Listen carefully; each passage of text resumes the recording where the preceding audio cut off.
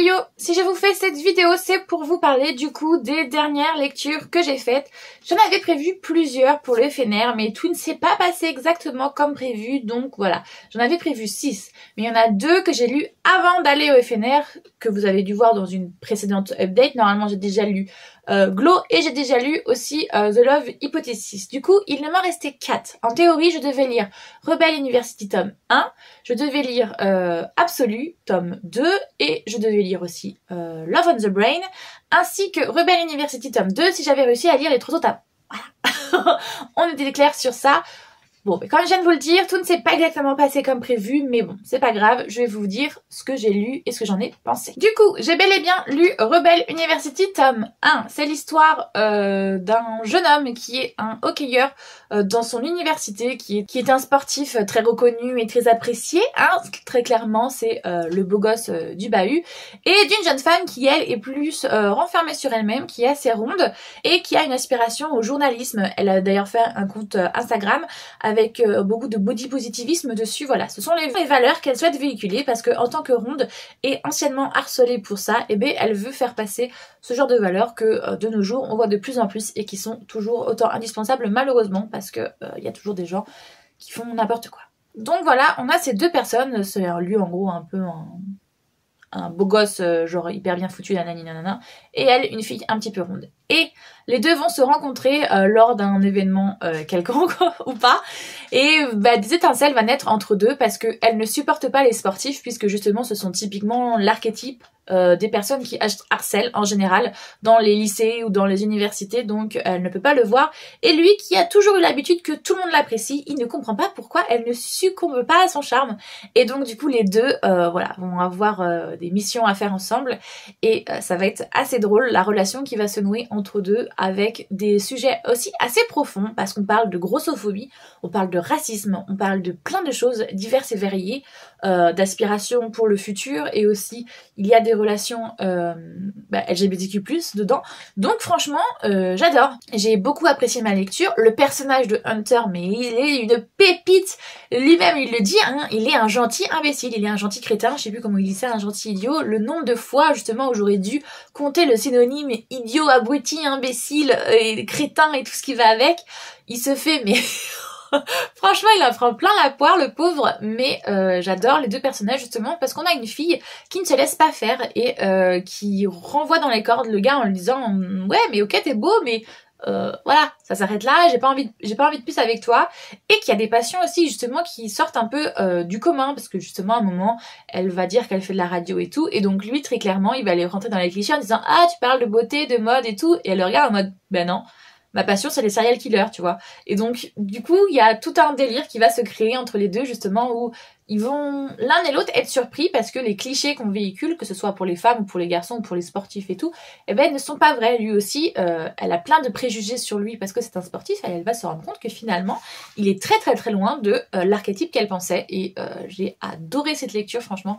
Rien à dire, il y a plein de bonnes valeurs qui sont véhiculées. Du coup, j'ai très hâte de lire les tomes suivants que j'ai déjà achetés puisque je suis allée au FNR et que les 4 tomes étaient là en avant-première. 2 tomes sont déjà sortis, normalement vous verrez cette vidéo. Le 3 et 4 pas encore, mais du coup moi je les ai déjà et je pense que je vais essayer de m'en faire un par mois si j'y arrive, mais c'est pas sûr. Et j'ai une surprise aussi en le lisant, c'est que il y a une illustration dedans. Du coup je suis trop contente. Ça vous spoil pas vraiment, hein, parce que comme vous en doutez, c'est une romance. Donc, par contre, les illustrations des autres tomes spoilent énormément. Donc voilà, je suis très très contente et j'ai très hâte de lire la suite. Ensuite, j'ai réussi à lire du coup pendant le FNR, parce que ça a été très dur, je vous avouerai, de lire pendant cette période-là, vu qu'on était très crevés de nos journées. J'ai réussi un peu à lire dans la queue, mais c'est pas là où j'ai le plus lu, c'est quand même le soir dans le lit, quand j'étais dest. D'ailleurs, voilà, du coup, je vais vous raconter ce que j'ai lu. Ça n'a rien à voir avec la New Romance, mais c'est pas grave, j'ai lu Absolu, Les Mobilisés, tome 1, que j'ai en toc toc. Donc je voulais justement le lire pour être sûre de bien acheter le second tome et le prendre aussi au relié, parce que ça coûte quand même un certain montant, donc je voulais être sûre avant de faire mon achat. Donc voilà, j'ai acheté le tome 2, je suis très contente. Preuve que le tome 1 m'a énormément plu.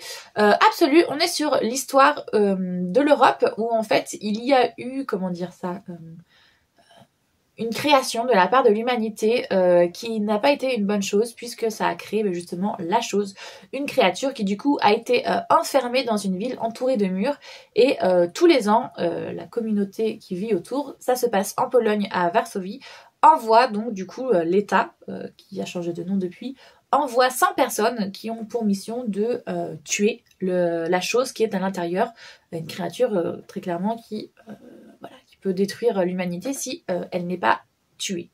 Donc du coup, on va suivre des personnes, plusieurs personnes. Ça c'est mon gros point. Un point. Pour moi, c'est à la fois un point fort et un point faible, mais je vous en parlerai après.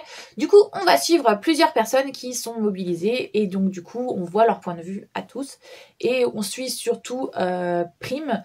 On suit Johanna et on suit Edward. C'est, on va dire, les protagonistes de base, même si il y en a plein d'autres qui viennent se greffer. Et voilà. Avec tous leur point de vue en plus, donc c'est ça qui est assez contraignant au début. Il y a quelques trucs qui ne sont pas expliqués assez au début. Par exemple, le cérébrum, là où je sais plus trop quoi. On nous l'explique genre au 3e chapitre ce que c'est. Vu qu'on en parle dès le premier, ça aurait été bien de l'expliquer dès le premier pour être sûr de comprendre ce que c'est. Mais ça, ce sont des petits détails, je trouve, qui auraient pu faire la différence au niveau confort de lecture. Donc, comme je vous ai dit, il y a énormément de points de vue. Il y a presque autant de points de vue que de personnages. C'est pas vrai, mais quasiment. Je vous ai une connerie, mais il y a quasiment 10 points de vue. Et du coup, c'est un peu chaud des fois de jongler entre tout le monde, mais c'est pas mal parce que ça dégage aussi des personnalités différentes, des choses que du coup tu vois d'un autre point de vue et que tu comprends pourquoi la personne réagit comme ça, alors que si t'étais qu'avec un seul point de vue, tu le comprendrais pas. Mais j'ai quand même l'habitude d'avoir genre 2 points de vue, maximum 3 dans un même tome, et là on les dépasse largement. Donc voilà. Je suis très contente parce qu'il y a plusieurs personnages avec plusieurs caractères différents, très marqués, et je suis heureuse parce que justement on en a marre des primes. Franchement, Prime c'est l'archétype du héros et franchement, bah du coup c'est pas mon préféré. Mon préféré c'est bel et bien Edward parce que lui il est trop parfait. C'est le soldat qui répond à l'archétype du héros et du coup je suis très contente d'avoir plus un Edward qui lui il fait des conneries, il a peur et on est plus avec lui dans des émotions humaines cohérentes que avec Prime. Mais bon, c'est pas grave. Il y a d'autres personnages aussi qui gravitent autour. Il y a pas mal de personnages féminins aussi qui sont mis en avant et que j'aime beaucoup parce que pareil, elles ont des archétypes très différents. On a la femme forte, on a la femme blessée, on a la femme... Voilà, enfin, il y a plein de types différents de personnages et du coup, j'ai beaucoup apprécié ma lecture. Je vous avoue que je n'ai pas emmené le collector relié au FNR parce que je pensais qu'on avait assez de choses à emmener comme ça. Pas besoin de l'emmener en plus. Du coup, je l'ai lu en e-book et voilà. Donc je vais vous montrer quand même ce magnifique... Oui, ça c'est la créature qu'il faut battre. Hein. Voilà. Mais du coup, j'ai beaucoup aimé. Il y a beaucoup de complots, beaucoup d'intrigues. Il y a des choses que j'ai vu venir voir à 10 000 km, mais c'est... Voilà. Et d'autres où j'ai été plus surprise. La fin est quand même... On a hâte de lire le tome 2. Parce que ce que j'aime beaucoup justement, c'est qu'avec cette autrice, elle ne prend pas pour des jambons. Tout ne se passe pas bien. Et ça, par contre, il faut l'accepter. Absolu n'est pas un livre tout doux. C'est pas une lecture où tout se passe bien. Il faut accepter que y ait des morts. Ah bah oui, hein, c'est une dystopie, c'est un peu un Hunger Game, labyrinthe ou ce que tu veux. Et donc du coup, voilà, tout ne se passe pas bien. Et c'est cool. Après, j'avoue que du coup, justement, en le lisant, j'avais l'impression de lire un autre Hunger Game, un autre labyrinthe et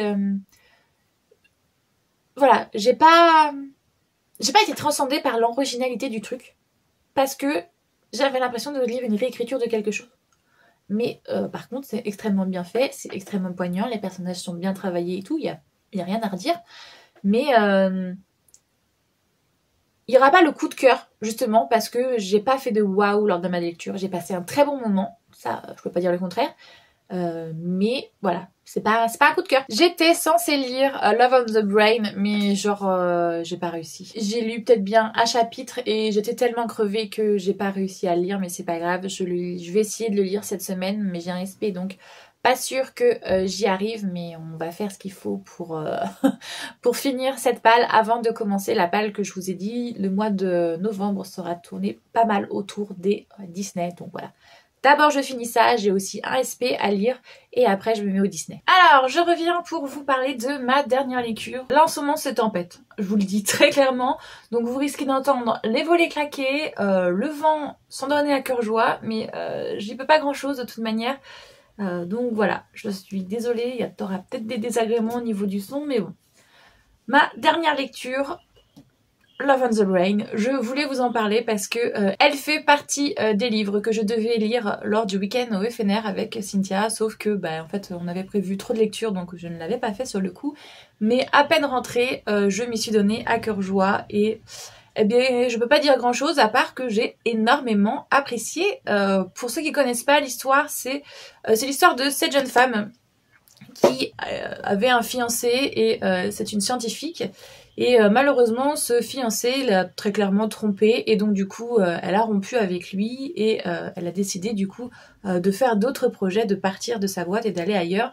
Mais dans cette autre boîte, ça ne se passe pas forcément très bien et un jour, on va lui proposer justement, vu que c'est une éminente neuroscientifique, on va lui proposer d'aller travailler avec la NASA. Et du coup, elle va accepter de faire ce projet, mais elle va se rendre compte qu'elle va devoir le co-diriger avec cet homme-là, qui est en fait un ancien camarade de classe à elle, qui très clairement la détestait, avait même dit à son ex-fiancé de ne pas se fiancer avec elle, justement de ne pas se marier avec elle. À chaque fois qu'elle arrivait dans une pièce, il partait, enfin voilà. Rien que d'être dans la même pièce que elle, ça le dérangeait, donc elle a compris qu'il la détestait, et savoir que du coup ils vont devoir tous les deux co-diriger un projet assez important à la NASA, et du coup voilà, il y a pas mal de quiproquos qui vont être créés et des situations assez cocasses qui du coup pour moi sont un petit peu chiantes parce que franchement jusqu'à peu près 54% c'est que quiproquo sur quiproquo sur quiproquo et du coup la romance n'avance clairement pas hein. Non. Donc voilà, ça commence à démarrer autour des 60% où on commence à voir que ah si, il y a peut-être un intérêt l'un pour l'autre et finalement ce qu'on pensait n'est peut-être pas la réalité. Et donc voilà, j'ai bien aimé ma lecture, franchement les personnages sont attachants, le lieu aussi a sa chance, que ce soit une romance justement scientifique comme son autre, The Love Hypothesis, c'est cool, ça change d'univers, mais par contre... la communication les gars s'il y avait eu communication entre les deux personnes, mais l'histoire elle aurait été bâclée en 200 pages, hein, franchement. Donc voilà, j'ai bien aimé, il y avait quelques petits trucs prévisibles. J'en avais un peu marre de toutes les références à Marie Curie, je sais qu'elle est hyper fan, que c'est son idole et tout, mais bon là ça faisait quand même beaucoup et voilà. Mais sinon j'ai énormément apprécié mon histoire, je l'ai lu en 2 fois, hein. Je l'ai lu un soir, j'en ai lu 50% et l'autre soir j'ai lu les derniers 50%. Donc franchement voilà, ça se lit bien et c'est une bonne lecture.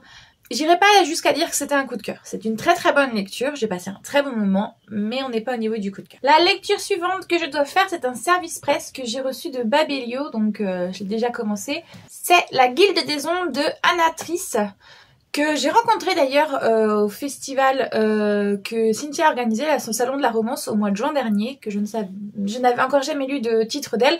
Donc là je suis contente, ça y est, je vais pouvoir lire enfin un titre d'elle. La prochaine fois si je la croise, je dirai « Ah, c'est toi qui as écrit ça !» Donc on est sur plutôt de la fantasy et particulièrement sur une guilde d'assassins et on suit une jeune femme qui a un don particulier.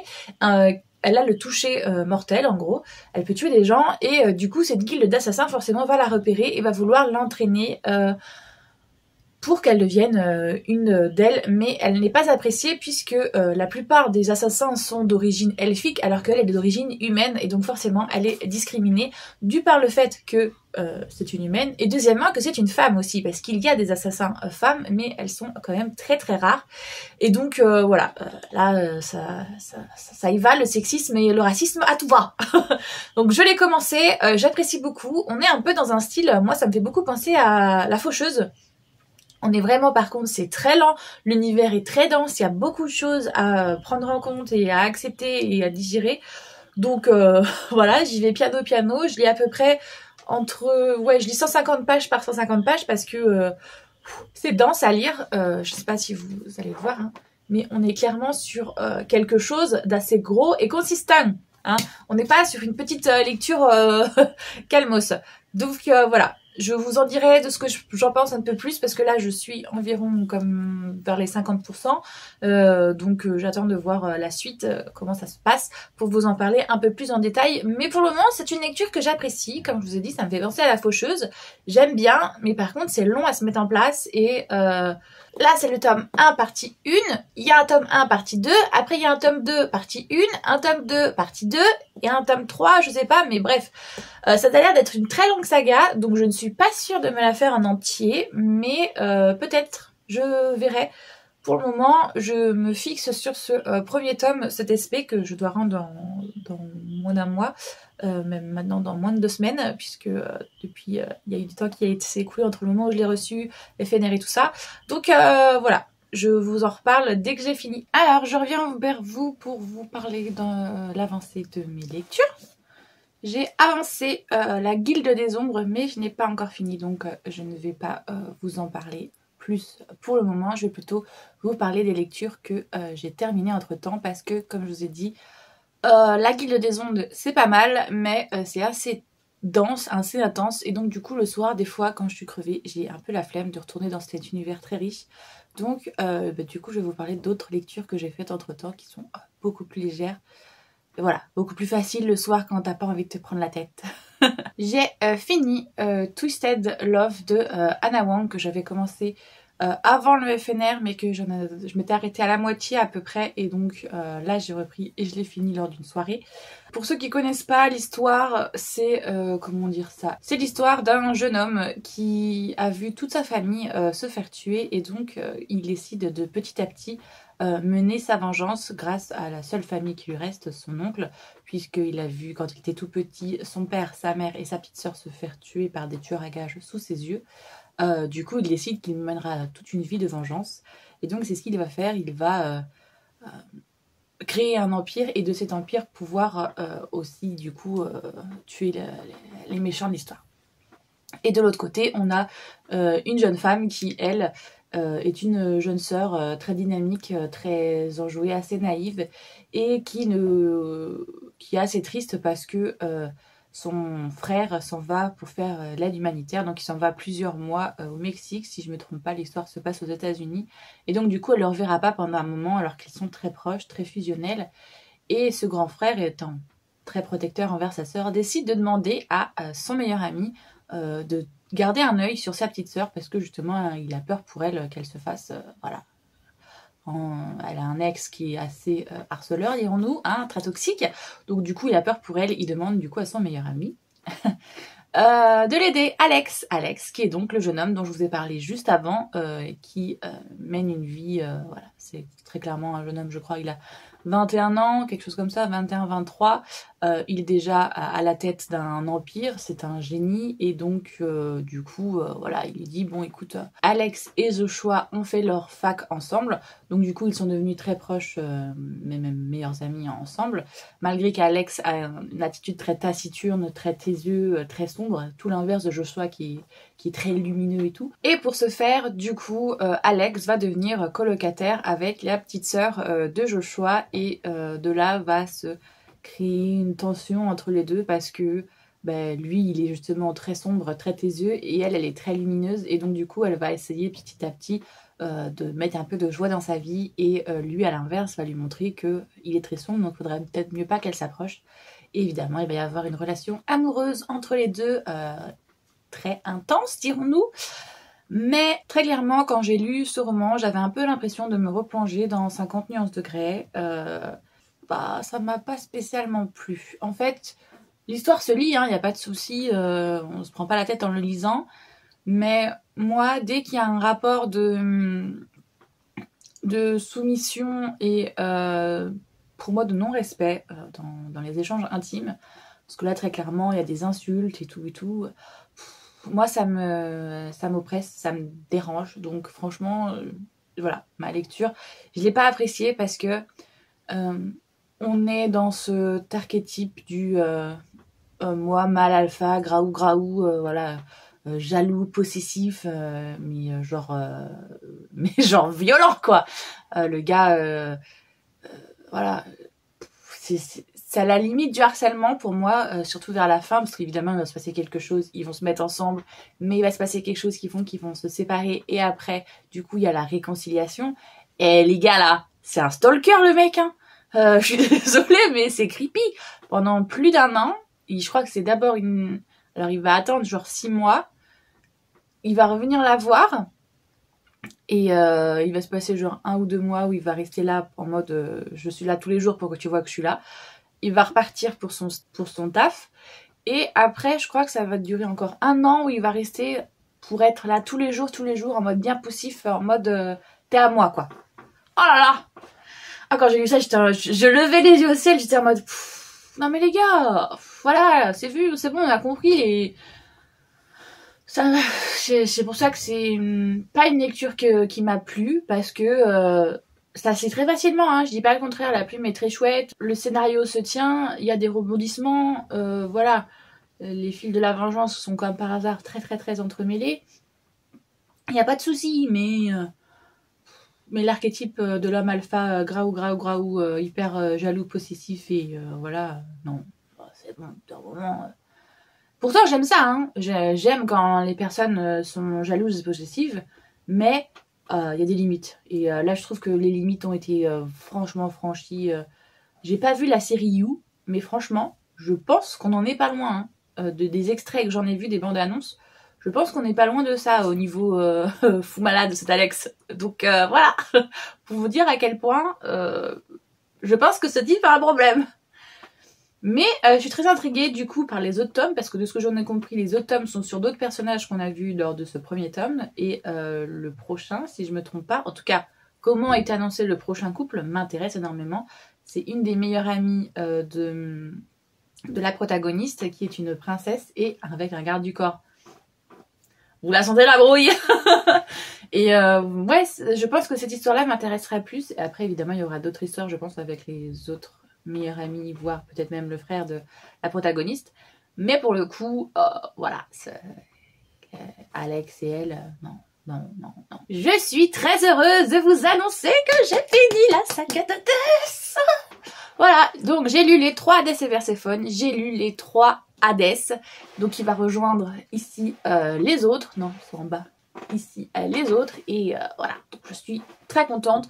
Pour ceux qui connaissent pas, la saga d'Hadès, c'est une revisite du mythe d'Hadès et Perséphone, mais comme du coup elle a fait une saga Hadès et Perséphone où on n'a que le point de vue Perséphone, là, la saga d'Hadès, c'est la même histoire, mais de son point de vue à lui, et on a d'autres points de vue même que le sien, et donc là ça commence à devenir vraiment intéressant parce qu'on a d'autres dieux dont on voit l'histoire aussi au parallèle avec ce tome là, et ça me plaît énormément. On a l'histoire de Dionysos qui prend forme, et ça fait plaisir. Donc voilà, je suis très contente de ce tome, je crois bien que c'est un de mes préférés parce que très clairement, comme je vous ai dit, hein, je préfère la saga d'Hadès à Hadès et Perséphone, parce que le personnage d'Hadès est beaucoup plus mature, l'histoire du coup beaucoup plus pensée, les mythes aussi, on en apprend beaucoup plus sur tout ce qu'il y a autour. Franchement, ça me fait beaucoup plus penser à Witch and God, par exemple, de Livestone. Donc je préfère la saga d'Hadès à Hadès et Perséphone. Mais franchement, là, du coup, en ayant lu celui-là, j'ai qu'une hâte, du coup, c'est de lire le tome 4 de Hadès et Perséphone, puisqu'on n'aura pas la suite de la saga d'Hadès tout de suite, vu qu'elle fait d'abord les Hadès et Perséphone, et après, elle va faire les sagas d'Hadès, je pense. Oh, le pire, ça serait qu'elle fasse les 3 prochains d'Hadès et Perséphone, et qu'après, elle fasse les 3 prochains de la saga d'Hadès. Ça veut dire qu'il va falloir que j'attende longtemps avant la suite du point de vue d'Hadès. Trop triste. Mais sinon, bon... je peux pas trop vous en parler sans vous spoiler. Là, on est arrivé à un moment où forcément leur relation a beaucoup plus évolué. On est même à un moment très cristal d'une relation. Je ne vous dis pas ce que c'est, mais je pense que vous l'avez deviné. Il faut la bénédiction de pas mal de personnes, dont Zeus, et qui n'est pas franchement d'accord. Et puis il y a plusieurs quêtes aussi qu'il faut mener, parce que ils se sont rendus compte qu'il y avait beaucoup d'ennemis aux dieux et qu'ils essayaient de mettre en place des artefacts et une révolution de la part des humains pour détrôner les dieux. Donc du coup, Hadès enquête avec d'autres dieux et d'autres personnages, même comme Ariane, et on voit leur histoire aussi, et c'est franchement très agréable. J'ai beaucoup aimé. Bon, faut aimer le cul, hein, parce que clairement dans cette saga, il y a du cul, il y a du cul. Voilà. Si t'aimes pas le smut, très clairement, tu n'apprécieras pas la saga d'Hadès, et ni la de Perséphone d'ailleurs, mais ça... Enfin, moi, franchement, les scènes de fesses, en général, voilà. Je vais un peu plus vite, voire je les saute carrément pour directement arriver à l'histoire. Donc voilà, c'est une lecture que j'aime beaucoup et du coup, j'ai très hâte d'avoir la suite pour savoir ce qui se passe, parce que là, nous sommes arrêtés sur un... On ne s'est pas arrêté exactement au même endroit que le tome 3 du coup de Hadès et Perséphone, mais du coup, j'ai hâte de voir ce qui se passe après. Bon, je vais faire vite parce que la qualité de l'image va être dégueulasse, peut-être bien autant que le son, vu que vous l'entendrez sûrement, mais là, c'est la tempête, je peux même pas ouvrir mes volets, tellement il y a de vent.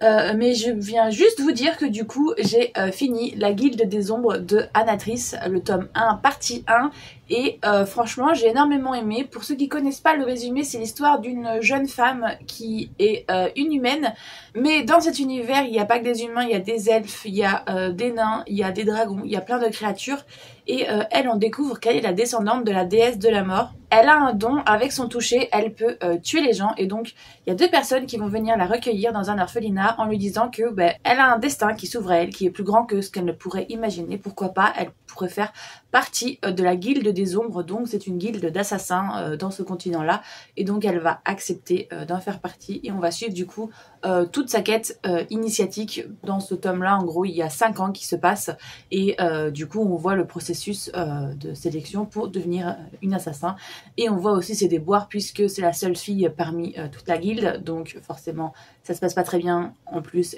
son but est de devenir une assassin, donc il faut qu'au niveau de performance physique, elle assure et tout et tout. Son mentor, c'est un des plus durs mentors, même si finalement entre deux va se nouer une relation pour le moment qui reste mentor, mais on le voit bien au fil des tomes, elle est grave amoureuse de lui, et lui petit à petit il ne la voit plus comme une jeune fille mais justement la voit comme une femme, et donc on sent bien que dans les tomes prochains ça va déraper cette relation.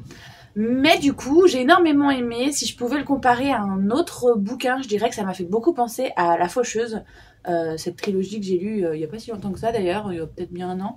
Et voilà, j'ai bien aimé, les personnages sont profonds, sont recherchés, l'univers est très riche et très dense.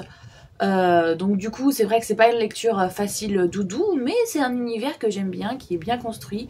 Le seul petit bémol que je mettrais, c'est que au niveau de la calligraphie là, les chiffres, j'arrivais pas à lire. La mise en page et tout n'est pas, on dirait, rendre plus accessible le texte pour le lecteur. Voilà, il est clairement, il y aurait eu des meilleures idées à prendre, mais bon, c'est pas grave. Ça c'est très bien lu, et j'ai hâte de lire la suite. Je suis pas pressée dans le sens où ça se finit quand même de manière à ce que ce tome pourrait se suffire à lui-même, voilà. Mais il y a plein de petites intrigues qui ont été mises, qu'on a envie de savoir où ça va, même si on s'en doute un petit peu. Donc voilà, j'ai bien envie de lire la suite, mais j'ai pas hâte de ouf comme ça m'a pu me le faire par exemple pour Le Sang et la Cendre. J'ai bien aimé cette lecture, mais c'est pas un coup de cœur non plus. Bon ben voilà, je vais arrêter là ce vlog parce que très clairement les intempéries commencent et c'est la mielda. Donc j'espère quand même que cette vidéo vous a plu. S'il y a des titres que vous avez déjà lus ou que vous souhaitez en parler, il n'y a pas de souci, il y a l'espace commentaire qui est là pour ça. Si vous avez aimé ma vidéo, n'hésitez pas à liker, ça fait toujours plaisir. Si vous souhaitez voir le reste de mes vidéos, n'hésitez pas à vous abonner. Moi j'espère que tout va bien pour vous, que vous faites de bonnes lectures, que le temps est meilleur que ici. Et je vous fais tout plein de gros bisous.